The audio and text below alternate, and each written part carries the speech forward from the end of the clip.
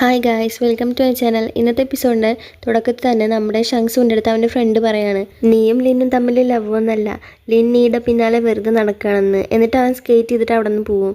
അപ്പോൾ ഷങ്സു നീ എന്താ പറഞ്ഞതെന്ന് ചോദിച്ചാൽ അവൻ്റെ പിന്നാലെ പോവും. ആ സമയത്ത് അവനൊരു ആക്സിഡൻറ്റ് സംഭവിക്കും. ഷങ്സു അപ്പോൾ വേഗം അവൻ്റെ അടുത്തേക്ക് പോയി അവൻ എന്താ പറ്റിയെന്ന് നോക്കും. അവൻ്റെ തലയൊക്കെ ആകെപ്പാടെ മുറിഞ്ഞിട്ടുണ്ടാവും. അപ്പോഴാണ് അവിടേക്ക് ലിന്നും സ്കേറ്റ് ചെയ്തിട്ട് വരിക. ലിൻ സ്കേറ്റ് ചെയ്ത് വന്ന് വേഗം അവനെ ചെക്ക് ചെയ്തൊക്കെ നോക്കും. ലിൻ അവനെ ചെക്ക് ചെയ്തൊക്കെ നോക്കിയിട്ട് വേഗം ഹോസ്പിറ്റലിൽ എത്തിക്കണമെന്ന് ഫ്രണ്ട്സിൻ്റെ അടുത്ത് എല്ലാവരുടെ അടുത്തും പറയും. ലിൻ ന്യൂറോ സർജൻ ആണെന്നുള്ള കാര്യം അവരുടെ അടുത്തൊക്കെ പറഞ്ഞിട്ടുണ്ടാവും. അപ്പോൾ ഷങ്സുവിൻ്റെ ഫ്രണ്ടിന് ആംബുലൻസിൽ കയറ്റി കൊണ്ടുപോകുന്ന സമയത്ത് ലിനിൻ്റെ അടുത്തും കൂടെ ചെല്ലാൻ വേണ്ടി അവർ ചോദിക്കും. അപ്പോൾ ലിന് വേറെ വഴിയില്ലാതെ ആ ആംബുലൻസിൽ കയറിയിട്ട് അവിടെ നിന്ന് പോവും. ലിൻ എന്നിട്ട് ഒരുപാട് തവണ നീനെ വിളിക്കാൻ ശ്രമിക്കുന്നുണ്ടാവും. പക്ഷേ അവൾ ഫോൺ എടുക്കാത്ത കാരണം കൊണ്ട് ലിൻ അവൻ്റെ അമ്മയെ വിളിച്ച് കാര്യം പറയും. എന്നിട്ട് അവൾക്ക് ഏതായാലും മെസ്സേജ് അയച്ചിടാന്ന് വിചാരിച്ച് നടന്ന കാര്യങ്ങളൊക്കെ മെസ്സേജ് അയക്കാൻ വേണ്ടി ടൈപ്പ് ചെയ്യും.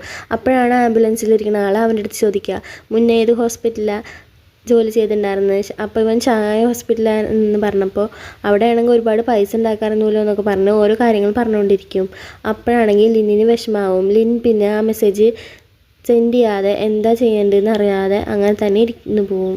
അങ്ങനെ അവരെല്ലാവരും കൂടി ഹോസ്പിറ്റലിലേക്ക് എത്തുമ്പോൾ ലിൻ അവിടെയുള്ള മെയിൻ ഡോക്ടർക്ക് ഇയാളുടെ കണ്ടീഷനൊക്കെ പറഞ്ഞു കൊടുക്കുന്നുണ്ടാവും. എന്നിട്ട് ആ മെയിൻ ഡോക്ടർ ആ രോഗീനെ ചികിത്സിക്കുന്ന സമയത്ത് ലിന്നിന് അവിടേക്ക് പോകണമെന്നുണ്ടാവും. പക്ഷേ അവൻ വിഷമം കാരണം കൊണ്ട് തിരിച്ചു പോകാൻ നോക്കും.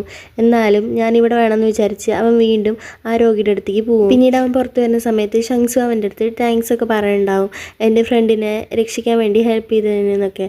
അങ്ങനെ അവരെല്ലാവരും കൂടി അവനെ സ്കാനിനൊക്കെ കൊണ്ടുപോയിട്ടുണ്ടാവും. അപ്പോൾ ലിൻ പുറത്ത് വന്നിരിക്കുമ്പോഴാണ് ഒരു ഡോക്ടർ അവനെ വന്ന് വിളിക്കുക. ഞങ്ങളുടെ ചീഫ് ഡോക്ടർക്ക് നിങ്ങളുടെ അടുത്ത് എന്താ സംസാരിക്കണം എന്നൊക്കെ പറഞ്ഞിട്ട് മെയിൻ ഡോക്ടർ എന്നിട്ട് ഇവൻ്റെ അടുത്ത് കാര്യങ്ങളൊക്കെ ചോദിക്കും. അപ്പോൾ അയാൾ ഷാങ്ങായ് ഹോസ്പിറ്റലിൽ ഒരു പരിപാടിക്ക് പോയപ്പോൾ അവിടെ മെയിനായിട്ടുള്ള ഒരു ഡോക്ടർ ഉണ്ട്, നല്ല യങ് ആണെന്നൊക്കെ പറഞ്ഞ കാര്യമൊക്കെ അയാൾ ഓർക്കുന്നുണ്ടാവും. അത് നിങ്ങളാണോ എന്നൊക്കെ അവൻ്റെ അടുത്ത് ചോദിക്കും. അപ്പോൾ അവൻ അതേന്ന് പറയും. ഇതൊക്കെ ഷങ്സ് പുറത്തുനിന്ന് കേൾക്കുന്നുണ്ടാവും. ഒരു ആക്സിഡൻറ്റ് കാരണം കൊണ്ട് നിങ്ങൾക്ക് നിങ്ങളുടെ ജോലി നഷ്ടപ്പെട്ടില്ല എന്നൊക്കെ അയാൾ പറയുന്നുണ്ടാവും. വേറെ ഹോസ്പിറ്റലിലേക്ക് ഷങ്സുവിൻ്റെ ഫ്രണ്ടിനെ കൊണ്ടുപോകാനായിരുന്നു ആദ്യത്തെ എല്ലാവരുടെയും തീരുമാനം. പക്ഷേ ഷങ്സുവിൻ്റെ ഫ്രണ്ടിന് ഇപ്പോൾ തന്നെ ഓപ്പറേഷൻ വേണ്ട കാരണം കൊണ്ട് ലിന്നിൻ്റെ അടുത്തൊന്ന് ഹെൽപ്പ് ചെയ്യാൻ പറ്റുമെന്ന് അവിടുത്തെ ഡോക്ടർ ചോദിക്കും. ലിന്നും ഹെൽപ്പ് ചെയ്യാമെന്ന് പറയും. ലിൻ ഹെൽപ്പ് ചെയ്യുന്ന സമയത്ത് അവൻ മുന്നേ സർജറി ചെയ്ത കാര്യമൊക്കെയാണ് അവൻ ഓർമ്മ വരിക. അവനിപ്പോൾ ഒന്നും ചെയ്യാൻ പറ്റാതെ പുറത്ത് നിൽക്കുമായിരിക്കും. ഇനിയാണെങ്കിൽ ഇപ്പോഴും ആ മഞ്ഞുമലയിൽ തന്നെ ഉണ്ടാവുക. ഒരുപാട് നേരം സ്കേറ്റ് ചെയ്ത ശേഷമാണ് അവൾ ഫോൺ എടുത്ത് നോക്കുക. ഫോൺ സ്വിച്ച് ഓഫ് ആയ കാരണം കൊണ്ട് അവൾ ഫോണുമായിട്ട് തിരിച്ചു പോയിട്ടുണ്ടാവും. അങ്ങനെ നൈറ്റ് ആയിട്ടുണ്ടാവും. അവളൊരു കഫേയിൽ പോയിട്ട് ലിന്നിനെ വെയിറ്റ് ചെയ്തിട്ടിരിക്കും. അപ്പോൾ അവിടേക്ക് ജിയാങ് വന്നിട്ടുണ്ടാവും. ജിയാങ്ങിനെ കാണുമ്പോൾ നീ വന്നോ, നീ ലിന്നിനെ കണ്ടോ എന്നൊക്കെ അവൻ്റെ അടുത്ത് ചോദിക്കും. പക്ഷെ അവൻ കണ്ടില്ല എന്ന് പറയും. അങ്ങനെ അവർ രണ്ടുപേരും കുറേ നേരം സംസാരിച്ചിരിക്കും. കുറേ നേരം കഴിയുമ്പോൾ നീ ക്ലോക്കിലേക്ക് നോക്കും. ഒരുപാട് സമയമായിട്ടുണ്ടാവും. ഇത്ര സമയമായിട്ടും ലിൻ വന്നില്ലല്ലോ എന്ന് അവൾ വിഷമിച്ചിരിക്കും. അപ്പോഴാണ് അവളുടെ അടുത്ത് കൂടെ രണ്ടുപേര് പറഞ്ഞിട്ട് പോണ കേൾക്കുക, ഒരാൾക്ക് ഇന്ന് സ്കേറ്റ് ചെയ്തിട്ട് ആക്സിഡൻറ്റ് പറ്റിയ കാര്യമൊക്കെ. അപ്പോൾ അവൾക്ക് ആകെ പേടിയാവും. ഇനി എന്താ ചെയ്യാമെന്ന് അവൾ വിചാരിക്കും. എന്നിട്ട് അവൾ വേഗം ഹോസ്പിറ്റലിലേക്ക് പോവും.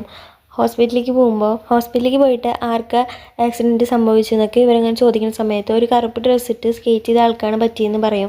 എന്നിട്ട് ഒരു സ്കേറ്റിംഗ് ബോർഡും കാണിച്ചെടുക്കും. ആ സ്കേറ്റിംഗ് ബോർഡാണെങ്കിൽ ലിന്നിൻ്റെ ആയിരിക്കും. നീക്ക് നല്ല വിഷമാവും. അവൾ എന്നിട്ട് മെയിൻ ഹോസ്പിറ്റലിലേക്ക് പോകാൻ വേണ്ടിയിട്ട് റെഡിയാവും. അവൾ അങ്ങനെ കാറിൽ പോയിക്കൊണ്ടിരിക്കുമ്പോൾ അവളുടെ അമ്മയെ കോൾ ചെയ്യും. ലിന്നിൻ്റെ അമ്മയെ കോൾ ചെയ്തിട്ട് ലിൻ എവിടെയാണെന്നൊന്ന് ചോദിച്ചു നോക്കാനൊക്കെ പറഞ്ഞിട്ട്.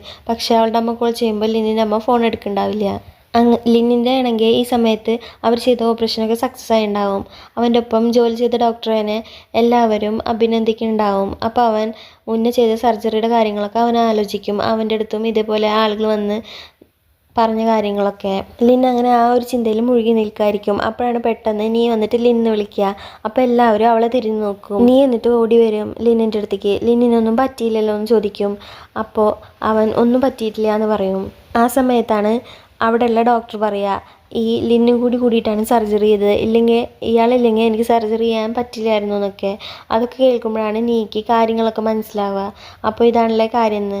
നീ എന്നിട്ട് ലിന്നിൻ്റെ അടുത്ത് ഞാൻ വെറുതെ ടെൻഷനായിട്ട് വന്നതാണ്, ഞാൻ എന്നാൽ വെയിറ്റ് ചെയ്യാമെന്ന് പറഞ്ഞിട്ട് അവർ രണ്ടുപേരും ഒരു സ്ഥലത്ത് പോയിരിക്കും. അപ്പോൾ പോയിരിക്കുന്ന സമയത്ത് ജിയാങ് അവളുടെ അടുത്ത് പറയും, നീ ഇത്ര ടെൻഷൻ അടിക്കേണ്ട കാര്യമൊന്നുമില്ലായിരുന്നു, എന്നാലും അവനൊരു കോൾ ചെയ്യാറുന്നു എന്നൊക്കെ. അത് കേൾക്കുമ്പോൾ അവൾക്ക് വീണ്ടും വിഷമാവും. ലിന്നിൻ്റെ ഫോൺ ആണെങ്കിൽ ഇത്ര നേരം ഒരു കബോർഡിലുണ്ടാവുക. അവന് ഫോൺ എടുത്ത് നോക്കുമ്പോൾ ഒരുപാട് മിസ് കോളും ഒരുപാട് മെസ്സേജ് ഉണ്ടാവും. അവനും അത് കാണുമ്പോൾ വിഷമാവും. അവൻ വേഗം അവളുടെ അടുത്ത് പോയി സംസാരിക്കണം എന്ന് വിചാരിക്കും. ഈ സമയത്താണെങ്കിൽ നീയുടെ അമ്മ അവളെ കോൾ ചെയ്തിട്ട് പറയും, ലിന്നിൻ്റെ അമ്മ പറഞ്ഞു അവനൊരാളെ ഹെൽപ്പ് ചെയ്യാൻ വേണ്ടിയിട്ട് ഒരു ഹോസ്പിറ്റലിലേക്ക് പോയിരിക്കുകയാണെന്നൊക്കെ. അത് കേൾക്കുമ്പോൾ അവൾക്ക് വിഷമാവും. ഇത്രയും ക്ലോസ് ആയിട്ട് ഞാനുള്ളപ്പോഴും എൻ്റെ അടുത്തൊരു കാര്യം പറഞ്ഞില്ലല്ലോ എന്ന് വിചാരിച്ചിട്ട്. ഇതൊക്കെ ഷങ്സു ശ്രദ്ധിക്കുന്നുണ്ടാവും. ലിൻ ഡ്രസ്സൊക്കെ ചെയ്ത് തിരികെ വന്ന് നോക്കുമ്പോഴേക്കും അവരവിടെ നിന്ന് പോയിട്ടുണ്ടാവും. ലിൻ അപ്പോൾ അവരുടെ അടുത്തേക്ക് വേഗം ചെല്ലാൻ നോക്കുന്ന സമയത്ത് അവന് ഒരു ഡോക്ടർ ഒരു ഫോൺ കൊണ്ടുവന്ന് കൊടുക്കും. അതവൻ മുന്നേ ജോലി ചെയ്ത ഹോസ്പിറ്റലിലെ ഡോക്ടറായിരിക്കും. ആ ഡോക്ടർ അവൻ്റെ അടുത്ത് പറയും, നീ തിരിച്ചു വായോ, നീ വെറുതെ ഒന്ന് നിന്ന് തന്നാൽ മാത്രം മതി, നീ സർജറി ഒന്നും ചെയ്യണ്ട, നീ ഇവിടെ തന്നെ ജോലി ചെയ്യുന്നൊക്കെ. പക്ഷെ അവൻ അതൊന്നും മിണ്ടാതിരുന്ന് കേൾക്കുന്നുണ്ടാവും. അതിനൊന്നും മറുപടി പറയില്ല. എന്നിട്ട് ആ കോൾ കട്ട് ചെയ്ത് നേരെ നീയെ കാണാൻ വേണ്ടിയിട്ടാണ് ലിൻ പോവുക. ലിൻ എന്നിട്ട് അവളുടെ അടുത്ത് ചെല്ലുമ്പോൾ അവൾ ചോദിക്കും, എനിക്ക് നിൻ്റെ ലൈഫിൽ ഒരു ഇമ്പോർട്ടൻസും ഇല്ല അല്ലേ, ഇത്രയും വലിയ ഒരു കാര്യം ഉണ്ടായിട്ടും നീ എന്നെ ഒന്നും അറിയിച്ചു പോലും ഇല്ല, ഞാൻ എത്ര വിഷമിച്ചിട്ടാണ് വന്നതെന്ന് അറിയുമെന്നൊക്കെ.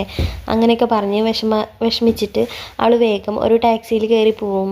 ജിയാങ് ആണെങ്കിൽ ഈ സമയത്ത് ഇവൾ ഇതുവരെ ആരടുത്തും ഇത്രയും ദേഷ്യപ്പെട്ടിട്ടില്ല, നിൻ്റെ കാര്യം പോക്കാണെന്ന് പറഞ്ഞിട്ട് ജിയാങ്ങും കാറിൽ കയറി പോവും. ലിൻ എന്നിട്ട് ആ സ്ഥലത്ത് തന്നെ വിഷമിച്ച് നിൽക്കുന്നുണ്ടാവും. പിന്നീട് നീ വീട്ടിൽ പോയിട്ടും അവൾക്ക് മെസ്സേജ് ഒന്നും വരാത്തതൊക്കെ നോക്കിയിരിക്കുകയായിരിക്കും. ലിന്നും കാറിലിരുന്ന് വിഷമിച്ചുകൊണ്ടിരിക്കും. അവളുടെ കൂടെ സ്പെൻഡ് ചെയ്ത സമയമൊക്കെ അവൻ ആലോചിച്ചുകൊണ്ടിരിക്കും. പിന്നീട് ജിയാങ് വന്ന് നീക്ക് കുറച്ച് നൂഡിൽസൊക്കെ മേടിച്ചു കൊടുക്കും. അങ്ങനെ അവർ നൂഡിൽസ് കഴിക്കുന്ന സമയത്ത് ജിയാങ് അവളുടെ അടുത്ത് പറയും, നീ ഇപ്പോൾ പണ്ടത്തെ പോലെ ഒന്നുമല്ല, എൻ്റെ അടുത്ത് പോലും ഇത്ര ദേഷ്യപ്പെടാറില്ല, നീ ഇപ്പോൾ ലിന്നിൻ്റെ അടുത്ത് നന്നായിട്ട് ദേഷ്യപ്പെടുന്നുണ്ടെന്ന്. അപ്പോൾ അവൾ ഞാനെന്തിനാ ഇപ്പോൾ അയാളുടെ അടുത്ത് ഇത്ര ദേഷ്യപ്പെടുന്നതെന്നൊക്കെ ആലോചിക്കും.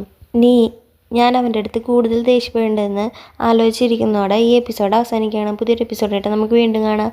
നിങ്ങൾക്ക് ഈ ഡ്രാമ ഇഷ്ടപ്പെട്ടെങ്കിൽ എൻ്റെ ചാനലൊന്ന് സബ്സ്ക്രൈബ് ചെയ്യാൻ മറക്കണ്ട.